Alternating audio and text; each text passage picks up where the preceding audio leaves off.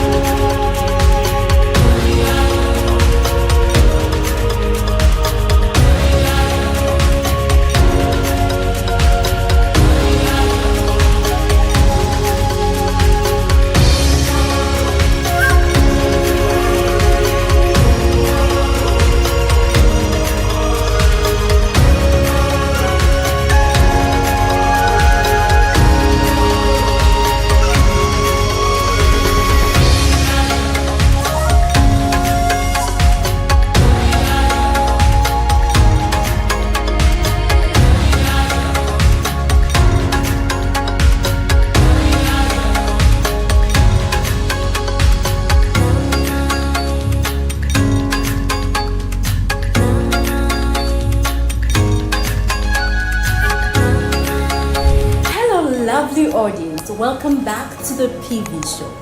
Let's have a glass of water, relax, and we'll be right back.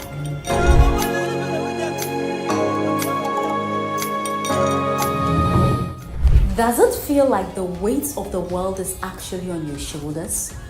From business, marriage, parenthood, financial stability, spiritual growth, and any other aspect of your life? Are you drowning in the chaos of everyday life? On this program, we give you the tools you need to be able to thrive in life. It's actually time to fuel up. On this program, we give you the tools you need to ignite your potential. On Fuel for the Future, we don't just survive, we thrive. Always remember to fuel your passion and ignite your future.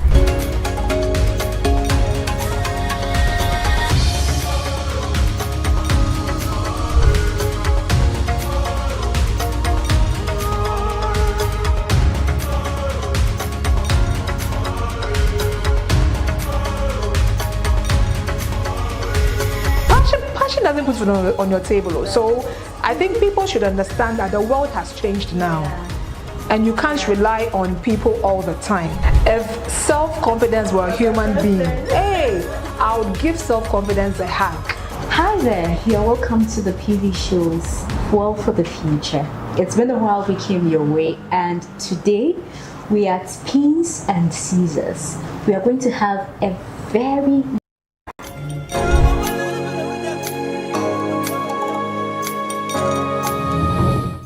Does it feel like the weight of the world is actually on your shoulders? From business, marriage, parenthood, financial stability, spiritual growth, and any other aspect of your life? Are you drowning in the chaos of everyday life? On this program, we give you the tools you need to be able to thrive in life. It's actually time to fuel up. On this program, we give you the tools you need to ignite your potential. On Fuel for the Future, we don't just survive, we thrive. Always remember to fuel your passion and ignite your future.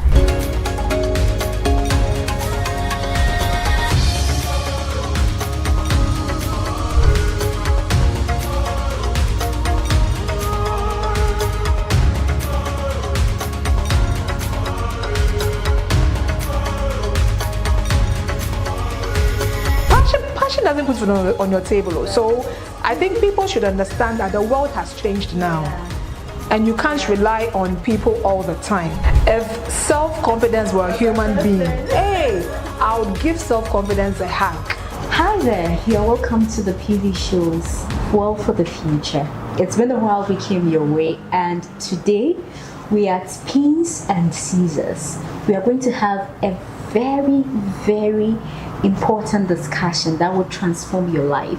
Though this is a business discussion, we are actually going to delve into building the needed confidence for your future. Is self-esteem actually even overrated?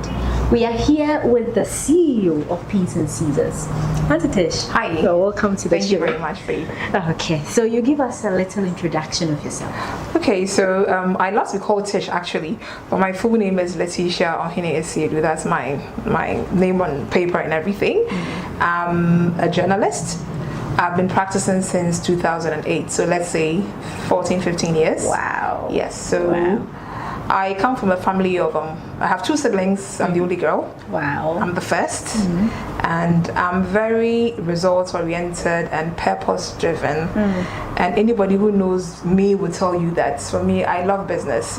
Although I find myself in a family of journalists because my dad is a retired journalist, so is my mom. Wow. And my younger brother also did comm studies. So I come from a family of journalists, but I also have a bit of business and entrepreneurial thing in me. So basically that's a bit about me. And sometimes people say I look too serious. I don't know how true that is. But yes, I always want to get a thing done and done right. So basically I'm a Ghanaian, full-blooded Ghanaian, and so basically that's about it. Yes. Okay. So I've known you as a journalist. Yes. Then one day I heard that Antitesh is no longer there. I mean, so I was like, okay, so where is she? Okay. And I heard you've started a business. Yes. But then there is this question that came to mind. Okay. At what point in your life did you feel broken? Okay. And then what inspired you to Okay. rise up in confidence to pursue your dreams? Okay. So I would say that was in the year in 2020. That was when I felt a bit broken. Yes, in 2020, because I left EIB in February 2020. Okay. That was when I resigned from the EIB network, and at that point I felt like I wasn't in a challenging environment. I like to find myself with people who want to excel. I'm not saying those there didn't have that, but I felt like the kind of energy I needed to grow as a journalist had come down a bit, and it wasn't giving me that energy I wanted. So in February, that was before the lockdown. So I left in February before the lockdown in 2020. Then I resigned, and when I resigned, I didn't do Pins and Scissors in 2020. Okay. I actually set up a business called Visible Communications because I still have the comms thing in me. So with Visible Communications, I started that in June 2020. Remember, I resigned in February. So after the lockdown had settled down a bit, I started Visible Communications in June 2020. And thankfully for me, that was when we were going into elections. So some people who know me to be a journalist actually gave me some very good links. I got some very good jobs to do for a number of politicians because we're actually entering the election year, so election month. So I had a lot of referrals. Let's say I got a lot of jobs from the Office of the President and the Office of the Chief of Staff, where I did some articles for them, from some members of Parliament. I say that I got broken in 2020 because the environment wasn't challenging for me. So I had to find my feet myself. So I started Visible Communications, and when the elections was over and someone would say my eye clear, I knew that You were chopping money. yes, I knew that, okay, every election time, I mean, you get people wanting you to do stuff for them, writing articles and all that. So I didn't really struggle to get those jobs because I got referrals from people. But when the elections was over, now I had to go out to go and get jobs for myself. And I'm like, hey, is that how it is? You should get my point. Yes, the reality really set in. And it was really challenging. And at that point, it really broke me. From 20, I was really down. I was like, how do I find my way? Because you go to a company, you send in your proposal, okay, you hear from us, you wait 2-3 months, you call them, or we'll get back to you. So I told myself, what am I doing? It was a very challenging time for me. So at that point, I said to myself, no, let me awaken that business thing in me. Let me see what I can actually do for myself, so that even if this doesn't go well, let me get something which I wouldn't have to go around getting contracts and all that. Something that would actually, be a thing that people need. They would have to come. I'm not saying comms, people don't need comms. But the 7 SDGs came to mind. Food, clothing, shelter, water. And I love clothes, so I decided to actually go into clothes. So 2020 was really a difficult year for me because I needed to find my feet, because I love the media, but I found myself in a space where things had really gone down. Things were not working the way I wanted it to work, and I left. I resigned, and getting a new station to go into was also quite challenging. I went through a lot. So when you actually decided to leave, didn't you get people talking? The backlash? Yes. I did. I actually didn't discuss with anybody. Okay. So it came as a surprise to a lot of people. I didn't discuss with my family. Okay. My father wasn't aware, my mom, my siblings, no one.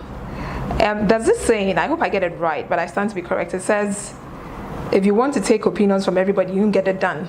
She gets it. So I wanted to avoid that. So yes, I didn't tell anyone. the next minute I said, oh, I have left. And then my dad was like, oh, sir. You know, it came as a surprise to him. Then my mom was like, okay, so what's your next move? Where are you going? I said, okay, I'm going to figure things out.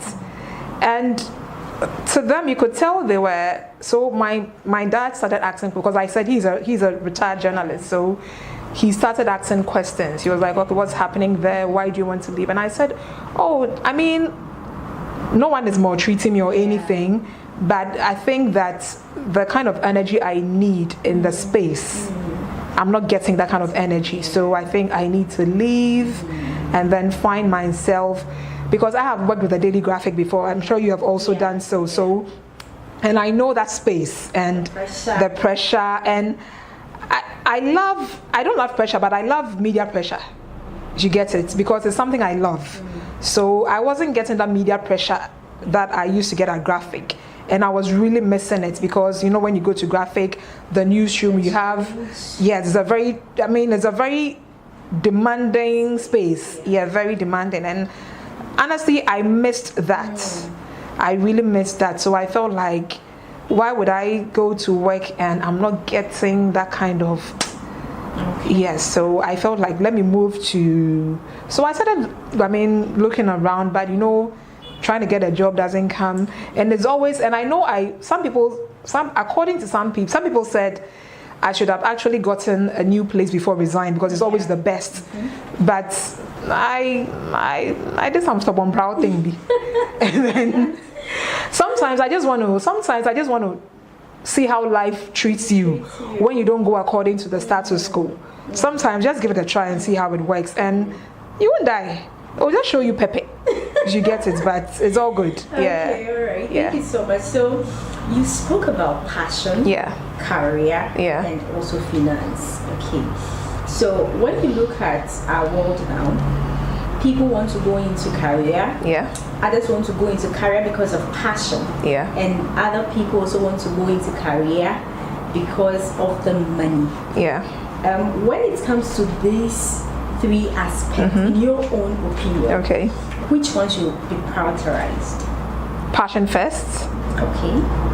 Financial stability is key, because if you have the passion motivates you to go the extra mile. If you are passionate about what you do, for example, we are here today having an interview, you're moving around with your camera. If you don't have passion for what you do, nothing will motivate you to go the extra mile. So passion is key. Passion comes first. Once you realize your passion, the next thing is going for financial stability, because it's the financial stability that's going to push the passion to reach its heights. For example, I am now into the fashion space, and the fashion space, especially clothing, is a very demanding space. It requires some financial stability. I am very passionate about, the business is just 2 years, okay? So I'm just giving you some examples. The business is just 2 years, and we are all over social media, Facebook, Instagram, TikTok. It's because I have passion for communications. I know how to push the brand. You get it? But after pushing the brand because I'm passionate, I know how to, I edit the videos myself. The videos you see, I edit them myself. I develop the content myself and everything. So that's the passion. But once you have the passion, you need finance, because I spend a lot on data. I spend a lot. So without the finances, the passion can't reach its heights. So passion comes first, and then you need, because money is important in everything. I always say that even if you want to kill yourself, the rat poison you're going to buy, you need to buy that before you even kill yourself. So money is important in everything. So passion first, but you need financial stability, because without the finances, at a point you would give up. Without the finances, at a point you would give up. You'd be like, I've tried it all. Because yes, passion will not put the food on your table, but it motivates you. But without the finances, look, no matter how dedicated and committed you are, you would at a point get discouraged, because there's no money to push it. So these are my top two. Glass of water, relax. You know, it came as a surprise to him. Then my mom was like, okay, so what's your next move? Where are you going? I said, okay, I'm going to figure things out. And to them, you could tell they were, so my dad started asking, because I said he's a retired journalist, so he started asking questions. He was like, okay, what's happening there? Why do you want to leave? And I said, oh, I mean, no one is maltreating me or anything, but I think that the kind of energy, I should have actually gotten a new place before resign, because it's always the best. But I did some stubborn proud thing. And then sometimes I just want to see how life treats you when you don't go according to the status quo. Sometimes just give it a try and see how it works, and you won't die. It'll just show you pepe. You get it, but it's all good. Okay, all right. Thank you so much. So you spoke about passion, career, and also finance. Okay. So when you look at our world now, people want to go into career. Others want to go into career because of passion. For example, I am now into the fashion space, and the fashion space, especially clothing, it's a very demanding space. It requires some financial stability. I am very passionate about the business. Is just 2 years, okay? So I'm just giving you some examples. The business is just 2 years, and we are all over social media, Facebook, Instagram, TikTok. It's because I have passion for communications. I know how to preach. It's because I have passion for communications. I know how to push the brand. Do you get it? But after pushing the brand because I'm passionate, I know how to, I edit the videos myself. The videos you see, I edit them myself. I develop the content myself and everything. So that's the passion. But once you have the passion, you need finance, because I spend a lot on data. I spend a lot. So without the finances, the passion can't reach its heights. So passion comes first, and then you need, because money is important in everything. I always say that even if you want to kill yourself, the rat poison you're going to buy, you need to buy that before you even kill yourself. So money is important in everything. So passion first, but you need financial stability, because without the finances, at a point you would give up. That's true. Without the finances, at a point you would give up. You'd be like, I've tried it all. Because yes, passion will not put the food on your table, but it motivates you. But without the finances, look, no matter how dedicated and committed you are, you would at a point get discouraged, because there's no money to push it. So these are my top 2. All right. So she said passion will not put food on the table. No. Okay. So there are a few people out there, they have the passion for something, but at the end of the day, they don't go that direction. Maybe, for your example, you love journalism. Sure, isn't me. Today, you are into another business. Absolutely. When it comes to following your passion and going for the money, and family comes in between, what do you do to convince them? Family comes in between. So for example, let me use myself. Everyone knows I'm in the media. I'm a journalist. So that's my passion. And then I want to do something extra to break in more income. And then family comes in and says I should concentrate on the journalism. Hey, how? Even if I want to have a PhD in comms, I need to go to school. Won't I pay fees? Sure you will. I need money to do that. So in as much as, yes, your family wants to see you doing well, they must understand that focusing on your passion alone won't get you there. She gets it. I want to continue with, I've done media all my life. Now I want to go a bit into PR, okay? So maybe get an MPhil or maybe a PhD in PR. I can't just walk into a school and say, I speak well, I'm doing this, so I want to pick up a form. Because of, who does that? I need to pay fees. I need to do, if there's a coursework I need to do, money is involved. So I think that families should understand that. Unless your family is ready to take care of your bills throughout, and let's be realistic, it doesn't happen. It doesn't happen. Some families, And for me, at this point in my life, I don't believe in promises anymore. I don't. Until I see it in my hands or in my account, I won't take your word. Because people can fail you. People will disappoint you. You'll be surprised. You ask yourself, so when they were telling me, was I asleep?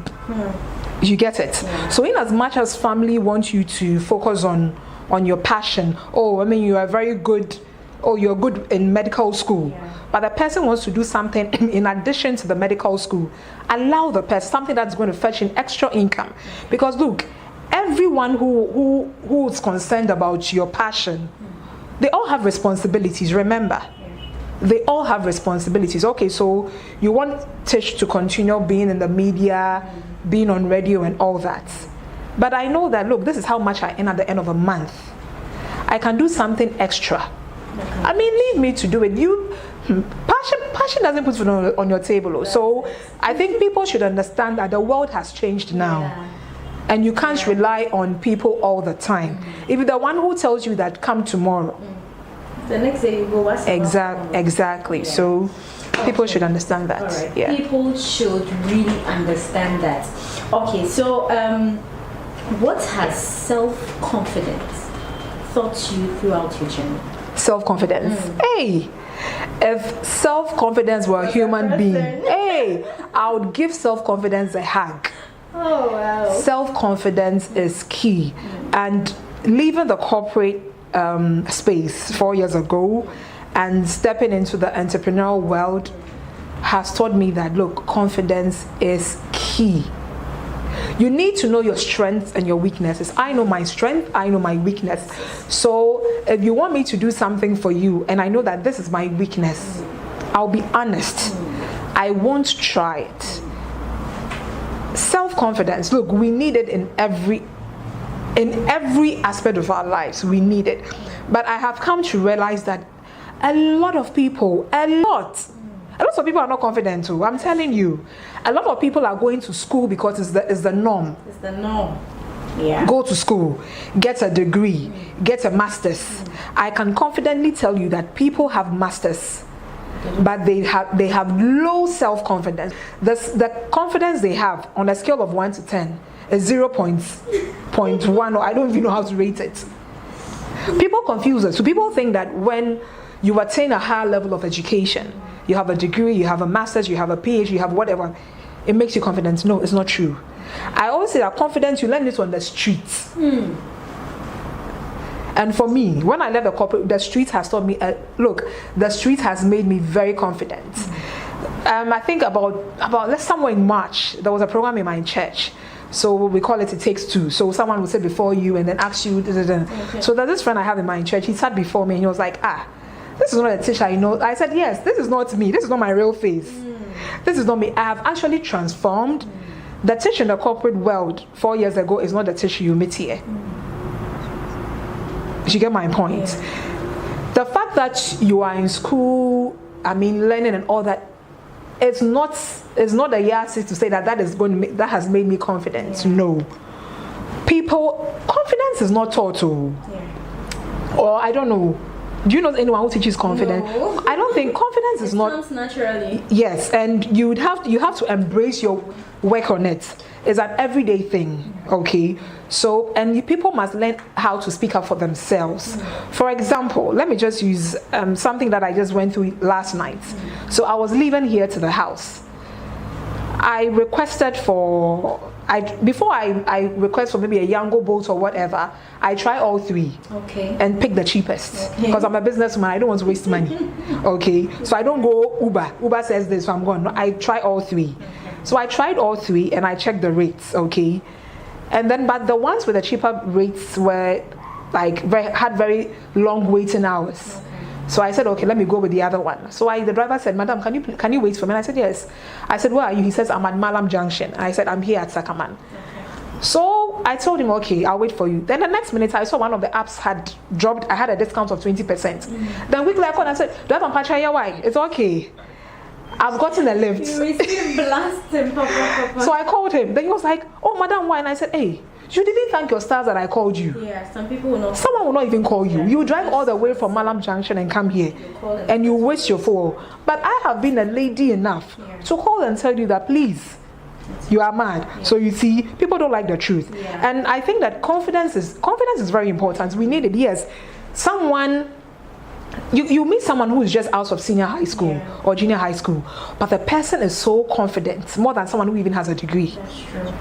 Confidence, without confidence, sometimes you see someone go somewhere and says, but how did you get it? Hey, do you know the person? Sometimes you don't know the person anyway. But you just have to be confident. So confidence, and people must learn how to speak up for themselves and ask questions. I can also give a very typical example. You know, when you're running a business, you pay a business operating permit. So that is, it's paid once a year. So here I pay my business operating permit. I paid last year, I paid this year. I came here, it happened in February. I came here one morning and then I had a notice on my notice board that I'm supposed to pay business operating permit for last year and this year. Wow. Then I said, but my receipts are here. Why do I have to pay for last year and this year? I know that I have to pay for this year because I've paid for last year's. And it was on my notice. I didn't call. I just moved straight to the municipal assembly and I said, I'm here to pay my business operating permit for this year. And in the record, they had that I paid for last year.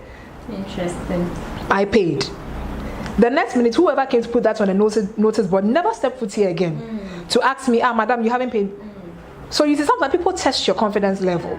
If you get scared, but I didn't bother. There was no need to make noise about it. I had to put the noise behind me. I know I've paid. I have my receipts and everything. So for me, confidence. Sometimes the corporate doesn't teach you confidence. The streets teaches you how to be confident.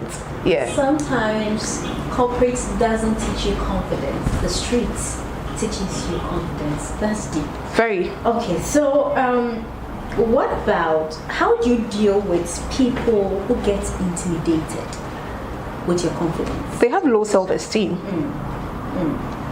You know, there are times that you leave the house. You've left the house. You know, that day you don't have enough money in your pocket. You are thinking about yourself, minding your business. And then somebody's crying. I have my own thing. You see me and you are, for real? Did you get my point? Yeah. And then automatically you can see that. And you know, when people are threatened by you, you can feel it. It's so obvious. Sometimes you haven't even done anything to them. But I think that those people, but you see, sometimes they are approaching, when you know that somebody is threatened by your presence. I learned initially, when I see that you are threatened by my presence, I rather give you a hard face, but I notice that it worsens it. You get it? It doesn't make you approachable. So I like reading. So I read, and one thing I learned is that when you know that someone is threatened by your presence, just warm up to the person. Just maybe if the person is wearing, even if the dress is not nice, say it's nice. You just have to say, "Oh, that's a beautiful dress. You look good." Okay. Instantly, the person will feel like, "Oh, you see." Okay. The person will just, liven up. The person will be like, "Oh, wow." Then there's a smile on the person's face, because there are times that threatened by your level of confidence, if it is not handled well, it can create very serious problems, because the person sees you as a threat. Example, you find yourself in a new office space. You are a green whatever in a new space. You don't even know the canteen or even the washroom. You see me in your office, the next minute you are threatened by my presence. Really? And if you don't control that, it becomes very toxic. Very, very toxic. The person blacklists you. The person will do anything to run you down just because the person feels threatened. There's this pharmacy that I usually buy medicine from. And it has usually when you go in the daytime, they have about 2 or 3 attendants. You go in the evening, they have the same number, 2 or 3. And there's this particular lady who is always on duty. Okay. Whenever I enter, you know, when you enter the pharmacy, even if there are 3 people behind the counter, one, "Oh, hello, what do you want?" But this particular lady, whenever I enter, she looks away. You know, she's not doing, whenever I enter, she quickly goes on her phone, and I could tell she's intimidated by my presence. Okay. I haven't applied what I just told you that I'll say, but I'm planning on applying it. Okay. The next time I go there, so I'll try and go there this week and say, "Oh, hi."